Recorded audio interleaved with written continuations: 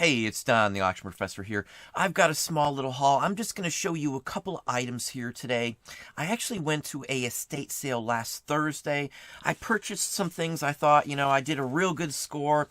I got some Hong Kong and China overall postcards, including some scenes from like downtowns with signs. I mean, these are all good. These are, 40, 50 bucks minimum. This one's probably like 100 bucks on its own. Real nice Hong Kong cards. So stuff you just don't find. These are real photo postcards. I got another 15 or 20 China postcards as well. I paid $2 a piece for these, more than I usually pay for postcards. But again, these are really good items. I thought, hey, I'm doing really well. And I also got some luggage labels for $2, all in the same box, just priced out, just in paper. I don't see stuff like this at a sale for $2. Almost never. So, I thought I just majorly scored on these items here. I'm looking at, for, I think I got about $60, 30 or so cards and labels into that. $2 a piece. There's probably, $800 here. I thought, wow, how could I have gone wrong or done any better than that? I dug through the rest of the stuff I bought. I just set together a stack of envelopes. Just a bunch of stuff from the attic. Papers, some soldiers. I got some military photos, which at first I didn't think much of.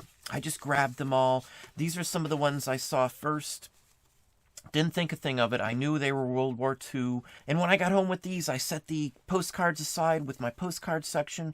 I pulled apart and put the labels aside. And I just threw all the paperwork in a big stack in a box that I have for all these sundry stuff. I usually don't go through these, but, maybe once every week or two. And I'll put lots together with the photos and stuff I get of military items. Or pull them from there. I didn't see much craziness in it.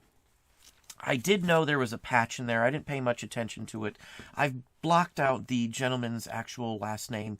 And this gentleman, this soldier here, served in the CBI theater, China, Burma, and India. That's a specific theater of war.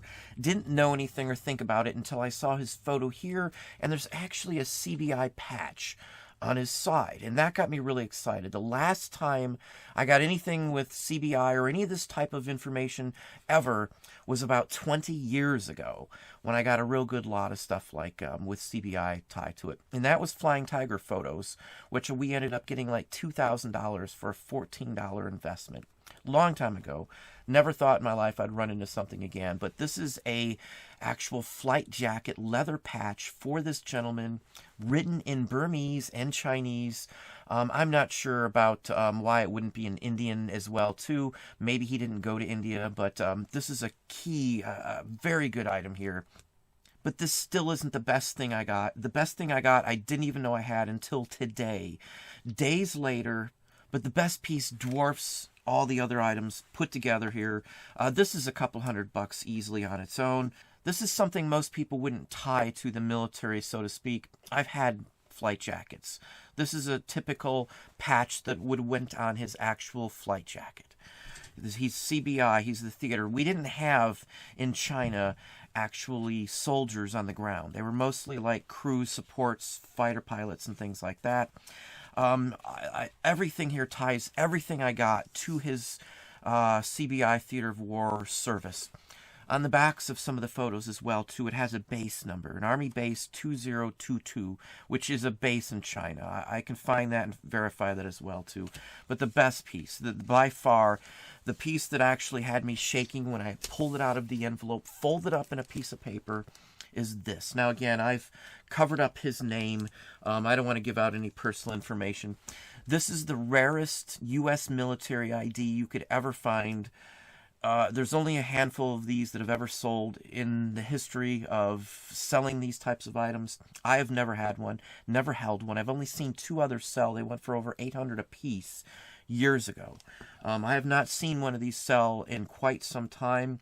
The only other time I've actually seen one in person, other than the one I have, is in a museum at the Smithsonian, talking about the Flying Tigers. This is a military ID issued by the Chinese government, by the full-fledged government. These were endorsed by Chiang Kai-shek himself.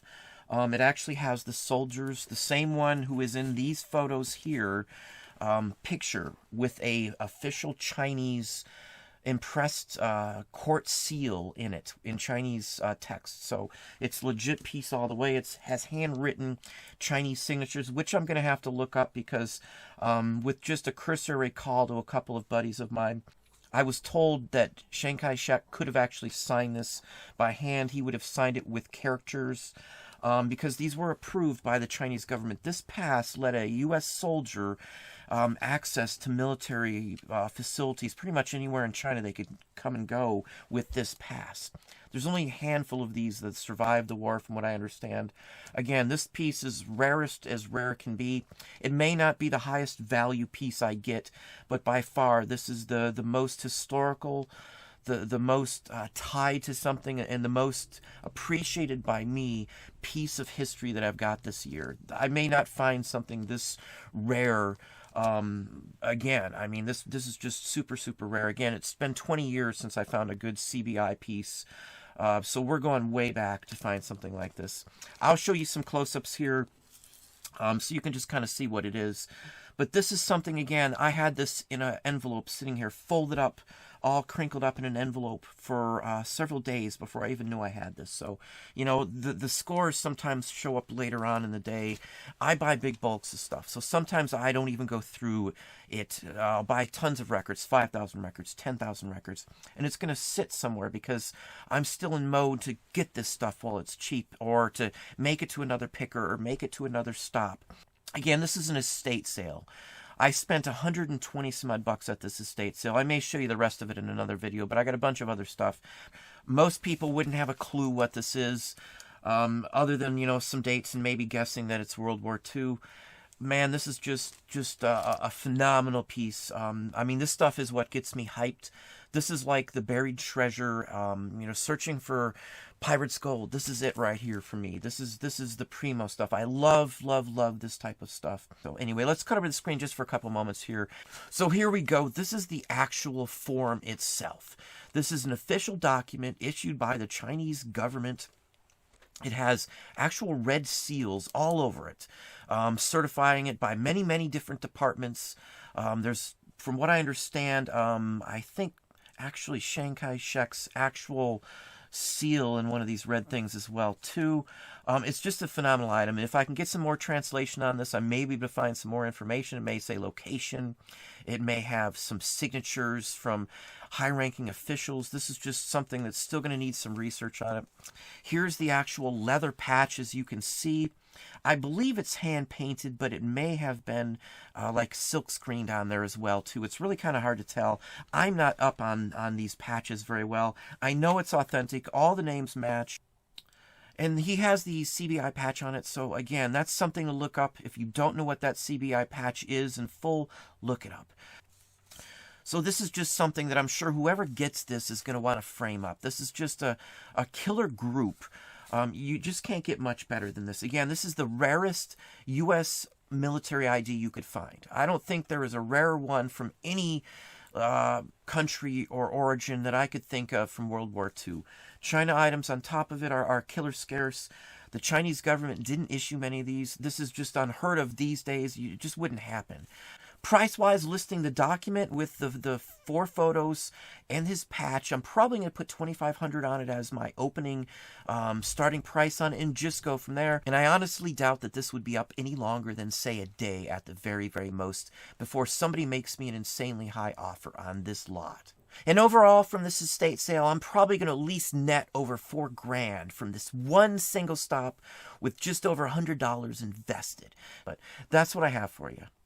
Well, there you go. That's what I got for you today. Hopefully that got your mind racing and running, wanting to go to your estate sale as well, too. They're out there. This stuff is out there. If you're not going, you're not going to get it. If you're not paying attention, you're not researching it, you're not going to get it. You're not going to know what to look for. But anyway, hopefully have a good day. If you enjoyed the video, please hit that like button down below. You can also hit the bell icon to be notified if I post new content or go live. Subscribe and tell a friend.